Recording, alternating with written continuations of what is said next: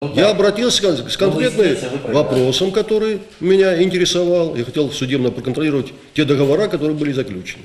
Если вас интересует эта тема, то давайте коллегам расскажем о том, что в договоре, который был заключен Тарасовым на аренду аттракционов в 2010 году, там был пункт о том, что в случае, если расходы парка превышают те 20% от суммы сбора с аттракционов, то арендодатель оставляет эту сумму в распоряжении парка.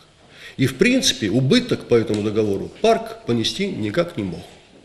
Но вот материалы, которые экспертиза проводилась, там же специальные эксперты сидят, у них своя методика.